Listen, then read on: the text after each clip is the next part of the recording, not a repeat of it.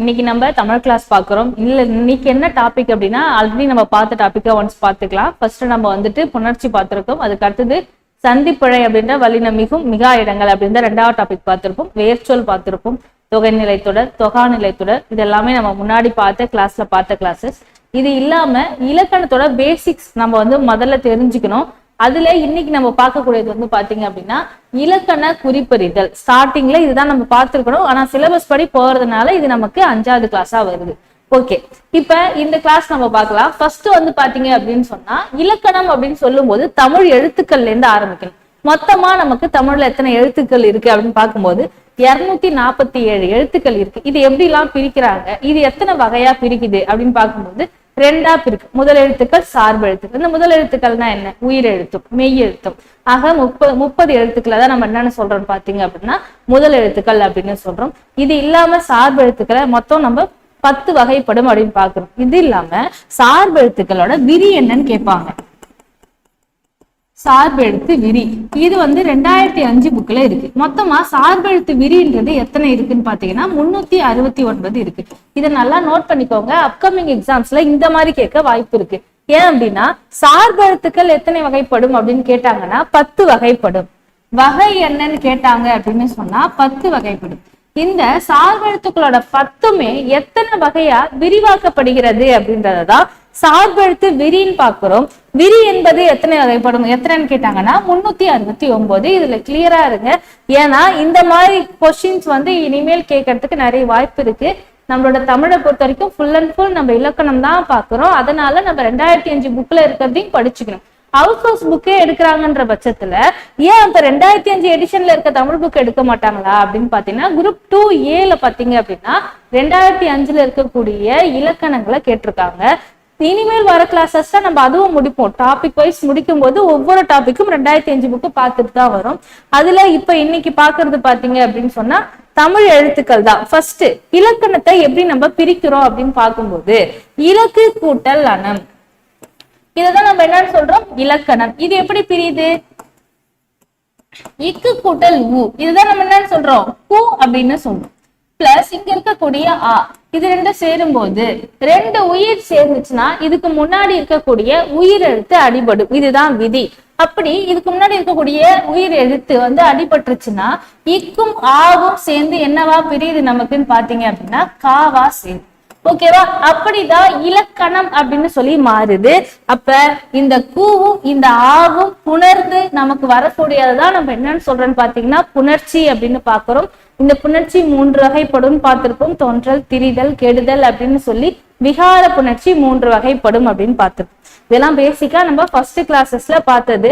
அடுத்தது பார்த்தோம் அப்படின்னு சொன்னா இது இருக்கக்கூடிய எப்படின்னா என்னன்றத பாக்குறோம். ஃபர்ஸ்ட் இலக்கு அப்படின்னா குறிக்கோள் அப்படின்னு அர்த்தம். அனம் அப்படின்னா அழகு அப்படின்னு அர்த்தம். ஓகே, இப்ப அடுத்தது தமிழ் இலக்கணம் 5 வகைப்படும் அதுல பாக்குறோம். அதுல ஃபர்ஸ்ட் எழுத்து இலக்கணம், சொல் இலக்கணம், பொருள் இலக்கணம், யாப்பு இலக்கணம், அணி இலக்கணம். ஓகேவா? இது என்னன்னா நம்ம சிலபஸ்ல இருக்கு அப்படின்றத ஃபர்ஸ்ட் நம்ம தெரிஞ்சுக்கணும். ஃபர்ஸ்ட் பாத்தீங்கன்னா எழுத்து இலக்கணம். எழுத்து அப்படின்றத நமக்கு எத்தனை மார்க் கொடுத்துருக்காங்க? நமக்கு எடுத்த உடனேயே 25 கொஸ்டின் பாத்தீங்கன்னா நமக்கு அழகு 1ல இதுலதான் இருக்கும். 2வது சொல் இலக்கணத்துல நமக்கு 15 மார்க் இருக்கு. ஓகேவா? அப்ப நம்ம இந்த பார்ட்லதான் அதிகமான அளவு முக்கியத்துவம் கொடுத்து படிக்கிறோம். நெக்ஸ்ட் பொருள் இலக்கணம். இந்த பொருள் அப்படின்றத நம்ம என்னெல்லாம் படிச்சிருப்போம், என்ன மாதிரியான தொடர் வகைகள்லாம் இருக்கு, பேச்சு வழக்கு என்ன, எழுத்து வழக்கு என்ன, இதெல்லாம் நம்ம இந்த பொருள்ல தான் படிப்போம். யாப்பு என்பது என்ன பாத்தீங்கன்னா இந்த யாப்புக்குள்ளதான் வேற்றுமையெல்லாம் எப்படி வகைப்படுதுன்றதெல்லாம் பார்ப்போம். கடைசியா இருக்கக்கூடிய அணி இலக்கணம். அணினா என்ன அப்படின்றதையும் பார்க்கணும். ஒரு அழகுபடுத்துவதற்காக யூஸ் பண்ணக்கூடிய வார்த்தை தான் அணி. இந்த அணியில இருக்கக்கூடிய அணிகள் எல்லாமே நம்ம பார்க்கணும். ஆனா ஒன்ஸ் நம்ம இந்த அணிகளை ஃபுல்லா படிக்கணும். ஒரு 17 அணி கிட்ட இருக்கு. இது இல்லாம நம்மளோட சிலபஸ்ல எந்த அணி முக்கியமா கொடுத்திருக்காங்க அப்படின்னு பார்க்கும்போது இந்த உவமை அப்படின்ற அணி நமக்கு கொடுத்திருக்காங்க. ஓகேவா? அதை நம்ம நல்லா தெரிஞ்சுக்கணும்.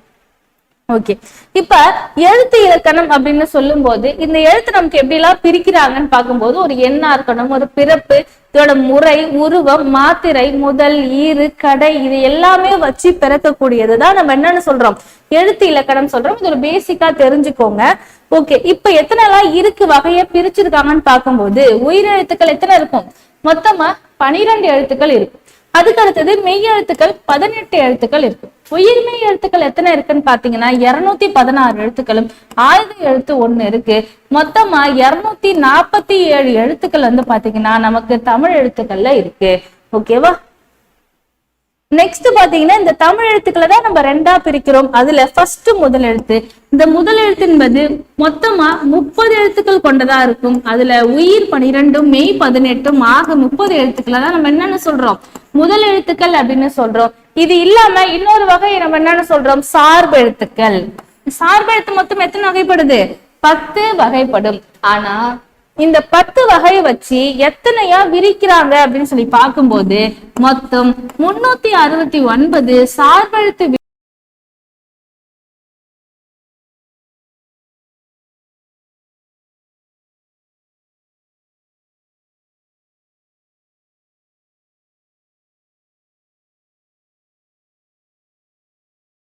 விதிகள் எனப்படும். ஓகேவா? இதுக்கு முக்கியமானது நோட் பண்ணிக்கோங்க.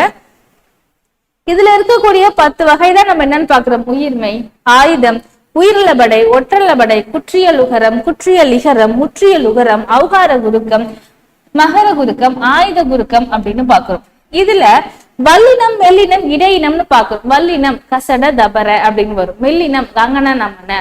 அதுக்கு அடுத்தது இடையினம் எரள வழல. அதாவது வல்லினத்துக்கு இணை எழுத்து மெல்லினம், மெல்லினத்துக்கு இணை எழுத்து வல்லினம். ஆனா இடையினத்துக்கு இணை எழுத்து இடையினம் மட்டும்தான். நோட்ஸ் எழுதும் போதே இதை சேர்த்து எழுதிக்கோங்க. இடையினத்துக்கு இணை எழுத்து இடையினம் மட்டும்தான். ஓகே, இதுல எந்தெந்த எழுத்தெல்லாம் பேச்சு வழக்குல அதிகம் பயன்படுத்துறாங்கன்றது ஒரு முக்கியமான ஒரு கேள்வி. இதை நோட் பண்ணுங்க. அதாவது நீ, நீ, நவ், நவ், நவ் இந்த எழுத்துக்கள் பேச்சு வழக்குல அதிகமா பயன்படுத்துறது கிடையாது. இதுல எந்தெந்த வார்த்தைலாம் எழுத்துக்கள்லாம் பேச்சு வழக்குல அதிகமா பயன்படுத்தப்படுதுன்னு பாத்தீங்கன்னா இது எல்லாரும் ஈஸியா அடிப்பாங்க. இது எல்லாருக்கும் தெரியாது, அதனால பயன்படுத்தக்கூடாது. அதாவது பயன்படுத்தல அது வரைக்கும். அதிகமா பயன்படுத்தாத வார்த்தைகள், அதிகமா பயன்படுத்துற வார்த்தைகள் கி, சி, பி, தி, தி, மீ. முதல் எழுத்துக்கள் அப்படின்னு பாக்குறோம். முன்னாடியே பார்த்தாச்சு இல்லையா? உயிர் எழுத்துக்கள் 12, மெய் எழுத்துக்கள் 18, 30 எழுத்துக்களை நம்ம முதல் எழுத்து அப்படின்னு சொல்றோம். இந்த முதல் எழுத்துக்கள் நன்னூல் என்ன சொல்றாங்க, உடம்பும் உயிரும் உடம்புமாம் 30 முதலே அப்படின்னு சொல்லியிருக்காங்க. சார்பெழுத்துக்கள் அப்படின்னு சொல்லும் போது உயிர் எழுத்துக்களையும் மெய் எழுத்துக்களையும் சார்ந்து இயங்குறதுனாலதான் இது நம்ம என்னன்னு சொல்றோம், சார்பு எழுத்துக்கள் அப்படின்னு சொல்றோம். இது மொத்தமா 10 வகைப்படுது. அதுல ஃபர்ஸ்ட் நம்ம உயிர்மை அப்படின்னு பாக்குறோம். உயிர்மை அப்படின்னு சொன்னா என்ன அர்த்தம், ஃபர்ஸ்ட் இருக்கக்கூடியது ஆ அப்படின்னு சொல்றோம். இன்னொன்னு என்ன வரும், இக்குன்னு சொல்றோம். சேர்ந்து என்ன வருது நமக்கு, கான்னு வரும். ஓகேவா? அப்ப கான்றத இக்கு கூட்டல் ஆ சேர்ந்தாதான் கா. இப்ப இததான் நம்ம என்னன்னு சொல்றோம், உயிர் மெய். ஒரு உயிர் ஒரு மெய் இருக்கணும். இது உயிர், இது மெய். ஓகேவா? இது சேர்ந்துதான் நமக்கு என்ன உருவாகுது, உயிர்மெய் அப்படின்றது உருவாகுது. ஓகே, ஆயுதம். இப்ப ஆயுதம்னா என்னன்னு பாத்தீங்கன்னா அக்கு அப்படின்றத நம்ம ஆயுதம் சொல்றோம். ஆயுதம் என்பது இடையில் மட்டும் இயங்கக்கூடியது. முன்னாடி ஒரு குறிலும் பின்னாடி ஒரு குற்றியலுகர மெய்யும் குற்றியலுகரமும் வரக்கூடியது. குற்றியலுகரம் நம்ம எப்படி சொல்றோம், குசுடு துபுரு. இதுதான் குற்றியலுகரத்துக்கான எழுத்துக்கள். இப்ப இது இந்த 6ல ஏதாவது ஒண்ணு கடைசியா முடியணும். எங்க முடியணும், அக்குன்ற எழுத்துக்கு பின்னாடி முடியணும். இத வச்சுதான் நம்ம பாக்குறோம். அப்ப இது என்ன வரும், இப்ப எஃகு என்பது குசுடு துபுரு அப்படின்னு வந்துச்சு.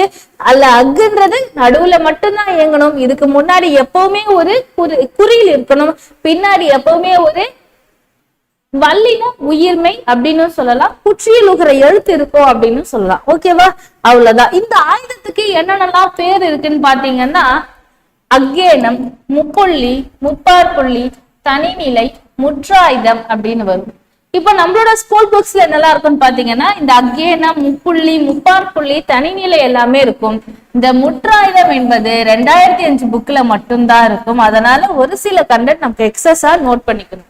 ஆயுத எழுத்து ஒரு சொல்லோட இடையில மட்டும்தான் வரும். அவ்வெழுத்துக்கு முன்னாடி ஒரு குறிலும் அதன் பின்னாடி ஒரு வல்லின உயிர்மெய்யும் வரும். ஓகேவா? இதுதான் ரொம்ப ரொம்ப முக்கியமானது. இதுதான் நம்ம வந்து ஃபர்ஸ்டே இந்த லைனை வந்து நான் சொல்லி கொடுத்துருக்கேன். ஃபர்ஸ்ட் ஒரு குறியில இடையில மட்டும் அக்கு, கடைசியா ஒரு வல்லின உயிர்மை அப்படின்னு சொல்லலாம், குற்றியலுகரம் அப்படின்னு சொல்லலாம். ஓகே. ஆயுதம் தலையை இடமாக கொண்டு பிறக்கும். ரொம்ப முக்கியமானது, எந்த இடத்துல பிறக்கக்கூடிய இடப்பிறப்பு என்னன்னு கேட்பாங்க. ஆயுதம் தலையில தான் பிறக்கும். எடுத்துக்காட்டு என்னன்னு பாத்தீங்கன்னா அஃது, கஃகு, எஃகு அப்படின்னு கொடுத்துருக்காங்க. அதுக்கு அடுத்தது அளபடை. அளபடைனா என்ன? அளபடை அப்படின்னு சொன்னாலே நீண்டு ஒலிக்கக்கூடியது. இதைதான் நம்ம என்னன்னு சொல்றோம், அளபடை அப்படின்னு சொல்றோம். ஓகே. ஃபர்ஸ்ட், இந்த அளபடை அப்படின்னு சொல்லக்கூடியது எப்பவுமே ஒரு நெடில் தொடர்ந்து கொடுக்கக்கூடிய ஒரு குறிலோட முடியும். இதுதான் நம்ம அளபடைன்றோம். இந்த அளபடையை ரெண்டா பிரிக்கிறோம். ஒண்ணு உயிரிழபடை, இன்னொன்னு ஒற்றளபடை அப்படின்னு சொல்லக்கூடியது. உயிரிழபடை அப்படின்றது உயிர்ல முடியணும். ஒற்றளபடை அப்படின்னு சொல்லக்கூடியது ஒரு மெய் எழுத்து நடுவுல வரணும். அவ்வளவுதான் கான்செப்ட். ஓகேவா? இப்ப பார்க்கலாம். ஃபர்ஸ்ட், நீண்டு ஒலிக்கக்கூடியது. இதுதான் நம்ம முன்னாடி பார்த்துட்டோம். அளவு அப்படின்னு சொன்னா மாத்திரை, எடை அப்படின்னா எடுத்தல். எந்த அளவுக்கு இது நீண்டு ஒலிக்குதுன்னு சொல்லக்கூடியது. நெக்ஸ்ட், இந்த அளபடை ரெண்டு வகைப்படும் அப்படின்னு பாக்குறோம். உயிரிழபடை அப்படின்னு சொல்லக்கூடியது உயிரெழுத்த கொண்டு ஓசைய நிறைவு செய்தா அத உயிரிழபடை அப்படின்னு சொல்றோம்.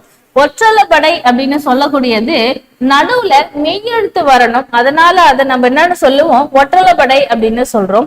உயிரிழபடை மூன்று வகைப்படும். இது என்னென்ன வரும்? ஃபர்ஸ்ட், செய்யுளிசை அளபடை அல்லது இசை நிறை அளபடை அப்படின்னு வரும். ரெண்டாவது இன்னிசை அளபடை, இன்னிசை அளபடை. மூணாவது சொல்லிசை அளபடை. இது மூணுத்தையுமே நம்ம சிம்பிளா தெரிஞ்சுக்கலாம். ஃபர்ஸ்ட், செய்யுளிசை அல்லது இசை நிறை அளபடை அப்படின்னா ஓ வரணும் அல்லது ஆ வரணும். இது ரெண்டும் வந்துச்சு அப்படின்னா நமக்கு செய்யுளிசை அல்லது இசை நிறை அளபடை சொல்லலாம். இன்னிசை அளபடை அப்படின்னு சொன்னீங்கன்னா ஊ அப்படின்ற சவுண்ட் வரணும். அப்படின்னா அத நம்ம என்னன்னு சொல்லலாம், இந்த இடத்துல இன்னிசை அளபடை அப்படின்னு சொல்லலாம். மூணாவது சொல்லிசை அளபடை.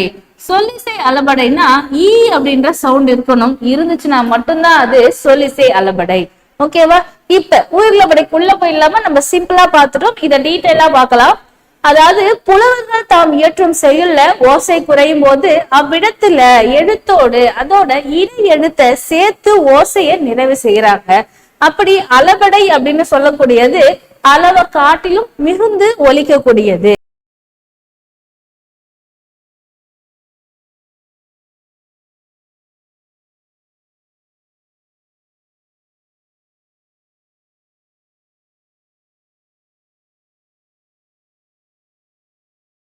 உயிரெழுத்த கொண்டு ஓசைய நிறைவு செஞ்சா அதனை உயிர்லபடை அப்படின்னு சொல்றோம். இந்த உயிர்லபடை மூன்று வகைப்படும் அப்படின்னு பாக்குறோம். ஃபர்ஸ்ட், செய்யுளிசை அளபடை. ஏரின் உழார் உழவர் புயல் என்னும் வாரி வலங்குன்றி கால் அப்படின்னு வருது. ஃபர்ஸ்ட் பாருங்க, செய்யுளிசை அளபடை நம்ம என்ன சொல்லி கொடுத்திருப்போம், ஆ வரணும், அப்படி இல்லைன்னா ஓ வரணும். இது ரெண்டும் வந்துச்சுனாதான் செய்யுளிசை அளபடைன்னு பார்த்திருக்கோமா? அதேதான் இந்த இடத்துல ஆ வந்திருக்கா, ஆ வந்தா நம்ம என்ன சொல்லுவோம், இத செய்யுளிசை அளபடை. அவ்வளவுதான். முதல் இடை கடையில் உள்ள உயிர்நெடில் எழுத்துக்கள் அளவெடுத்து வருவதை செய்யுளிசை அளபடைன்னு சொல்றோம். இத நம்ம இசை நிறை அளபடை அப்படின்னு கூறலாம். ஓ உதல் வேண்டும், ஓ வந்திருக்கா பாருங்க. அதே போல தொழா அர் வந்திருக்கா. கடைசியா நடு ஒரு இது தவறு, பிரிண்டிங் மிஸ்டேக்கா இருக்கு, இதை விட்டுருங்க. ஃபர்ஸ்ட் இருக்கக்கூடிய ரெண்டு மட்டும் பாருங்க. ஆ வந்திருக்கணும், ஓ வந்திருக்கணும். அப்படி வந்தா மட்டும்தான் அது என்ன வரும் நமக்கு, செய்யுளிசை அளபடை. அப்படி இல்லைன்னா இசை நிறை அளபடை. ரெண்டாவது டாபிக் இன்னிசை அளபடை. இன்னிசை அளபடையில எது மட்டும் வரணும்னு சொல்லியிருக்கோம், ஊ அப்படின்றது சவுண்ட் வரணும். வந்துச்சு அப்படின்னு சொன்னா அதை நம்ம இன்னிசை அளபடைன்னு சொல்லுவோம். கெடுப்பதுவும் கெட்டாருக்கு சார்வாய் மற்றாங்கே எடுப்பதுவும் எல்லாம் மழை. இப்படி ஊ அப்படின்ற சவுண்ட் உள்ள வருது அப்படின்னு சொன்னா அதை நம்ம என்னன்னு சொல்றோம், இன்னிசை அளபடை அப்படின்னு சொல்றோம். இதுல ஓசை குறையல, இருந்தாலும் கெடுப்பதுவும் எடுப்பதுவும் என குறில் நெடிலாகி அவை மேலும் அளவெடுத்து கெடுப்பதுவும் எடுப்பதுவும் அப்படின்னு மாறுது. செவிக்கு இனிய ஓசை தரும் பொருட்டு தூ என்பது ஊ அப்படின்னு சொல்லி நெடிலாகி தூ ஊ அப்படின்னு சொல்லி அளவெடுக்குது. இவ்வாறு செய்யல ஓசை குறையாத பொழுதோ செவிக்கு இனிய ஓசையை தரும் பொருட்டு உயிர் குறில் நெடிலாகி அளவெடுத்து இன்னிசை அளபடைன்னு சொல்றோம். ஓகே, மூணாவதா பார்க்கக்கூடியதான் நம்ம சொல்லிசை அளபடைன்னு பாக்குறோம். இந்த சொல்லிசை அளபடை அப்படின்னு சொன்னா பெயர் சொல்தான் இந்த சொல்லிசை அளபடை அப்படின்னு ஞாபகம் வச்சுக்கோங்க. ஃபர்ஸ்ட் சொல்லிசை அளபடைனா எதுல முடிஞ்சிருக்கணும்? நமக்கு ஈல முடிஞ்சிருக்கணும். இதுதான் பேசிக்கா நமக்கு தெரிஞ்சிருக்க வேண்டியது. குடித்தழி போலோச்சும் மாநில மன்னன் அடித்தழி நிற்கும் உலகு. ஈ வந்திருக்கா? ஈ வந்தா அது சொல்லிசை அளபடை. இதுல முக்கியமா நம்ம சொல்ல வேண்டியது என்னன்னு பாத்தீங்கன்னா, இதுல ஒரு வார்த்தை வரும், அதாவது தழியி என்று இருப்பினும் பெயர் சொல், அந்த சொல் தழியி அளவெடுத்து தழுதி என வினை சொல்லாயிற்று அப்படின்னு வரும். அதாவது ஒரு பெயர் சொல் வினை சொல்லாக மாறும்.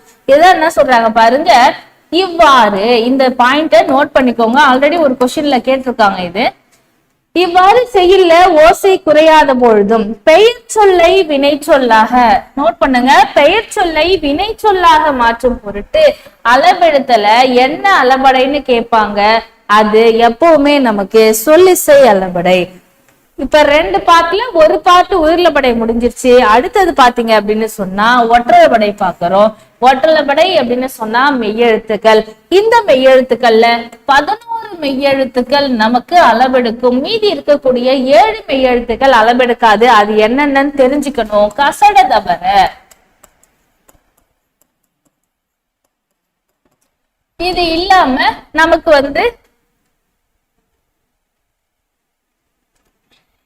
இதெல்லாம் பாத்தீங்க அப்படின்னு சொன்னா நமக்கு அளவெடுக்கக்கூடியது. ஓகேவா? இதுல பாத்தீங்கன்னா இந்த இக்கு, இச்சு, இத்து, இத்து, இப்பு, இரு இதெல்லாம் நமக்கு அளவெடுக்காது. வல்லின எழுத்துக்கள் அளவெடுக்காது. நம்ம ஈஸியா ஞாபகம் வச்சுக்கலாம். ஒற்றலபடை அப்படின்னு சொன்னாலே 11 எழுத்துக்கள் தான் அளவெடுக்கும். செய்யுள்ள ஓசை குறையும் பொழுது அதனை நிறைவு செய்வதற்காக சொல்லுல மெய் எழுத்துக்களும் அளவெடுப்பத ஒற்றலபடை அப்படின்னு சொல்றோம். எங்கி இறைவனுல என்பாய், இந்த இங்கு 2 வாட்டி நமக்கு அளவெடுத்திருக்கா. ஒற்றலபடை அப்படின்னு சொன்னா மெய் எழுத்துக்கள் அளவெடுப்பது. மஞ்சு, கண், இலகு இப்படி சொல்லும். இந்த மாதிரி வரக்கூடிய 11 எழுத்துக்கள் குறியில எடுத்தும் இரு குரல்களை அடுத்தும் செய்யுள்ள இனிய ஓசை வேண்டி அளவெடுக்கக்கூடியத நம்ம என்னன்னு சொல்லலாம்? ஒற்றலபடை. மொத்தமா ஒற்றலபடை எத்தனை வரும் பாத்தீங்கன்னா 11 வரும். இப்ப நம்ம பார்க்கக்கூடியது குற்றியல் இகரம். ஓகே, இப்ப குற்றியல் இகரம் அப்படின்னு சொல்லக்கூடியது நம்ம என்னன்னு சொல்றோம்னு பார்ப்போம். தனக்குரிய ஒரு மாத்திர கால அளவுல குறைஞ்சு அரை மாத்திர ஒலிக்கக்கூடியதான் நம்ம என்னன்னு சொல்றோம்? குற்றியல் இகரம் அப்படின்னு சொல்றோம். அப்ப குற்றியல் இகரம் என்பது குறுமை கூட்டல் இயல் கூட்டல் இகரம். இதுதான் குற்றியல் இகரம். நல்லா புரிஞ்சுக்கோங்க. முன்னாடி ஒரு வல்லினமையும் பின்னாடி ஒரு எகரமும் வரும் பொழுது அத நம்ம என்னன்னு சொல்லலாம்? குற்றியல் இகரம்னு சொல்லலாம். ஓகேவா? நிலைமொழி உகரம் இகரமாக திரிந்து தன் மாத்திரை அளவில் குறைஞ்சு அறமாத்திரையா ஒலிக்கக்கூடியதுதான் குற்றியல் இகரம். குறுமை அப்படின்னா குறுகிய, இயல்னா ஓசை, இகரம்னா ஈ என்னும் எழுத்து. இப்ப வாங்க, இந்த குற்றியல் இகரம்னாலே யான்ற வார்த்தை தான் கான்செப்டை எப்பவுமே ஷார்ட்ல யூஸ் பண்றது. என்னன்னு பாத்தீங்கன்னா வண்டு கூட்டல் யாது, இங்க வட்டி யாதுன்னு மாறும். இங்க இருக்கக்கூடிய உகரம் இகரமாக மாறும். இததான் நம்ம குற்றியல் இகரம் அப்படின்னு சொல்றோம். வண்டு கூட்டல் யாது வண்டி யாது, வரகு கூட்டல் யாது வரகி யாது, கேன்மியா சென்மியா. அப்ப மியா என்பது என்ன? ஒரு அசைச்சொல். அங்கேயும் ஈ என்ற சவுண்ட் வருது. அதனாலதான் செய்யுள்ள முன்னிலை இடத்தில் பொருள் என்று அச்சொல்லாக அமையும் எனும் அசைச்சொல் இகரம் குறைந்து ஒலிக்கும் குற்றியல் இகரம் ஆகும். என்ன சொல்றாங்க? உகரம் இகரமாக மாறினால் அது குற்றியல் இகரமாகும். இப்போ ரெண்டாவது டாபிக் குற்றியல் உகரம். மோஸ்ட் இம்பார்ட்டன்ட் டாபிக் இந்த குற்றியல் உகரம் டாபிக் தான். குறுமைக்கு கூட்டல் இயல் கூட்டல் உகரம் குற்றியல் உகரம். இந்த ஊன்ற சவுண்டாலதான் நம்ம என்ன சொல்றோம்? குசுடு துபுரு அப்படின்னு சொல்றோம். ஓகே, அப்ப இந்த குசுடு துபுருன்ற 6 எழுத்துக்கள் 6 வகைகளை வச்சு நம்ம பிரிக்கிறோம். ஓகே, இதுவுமே எத்தனை மாத்திரையில ஒலிக்கும்? ஒரு மாத்திரை முழுசா. ஆனா ஒலிக்கும்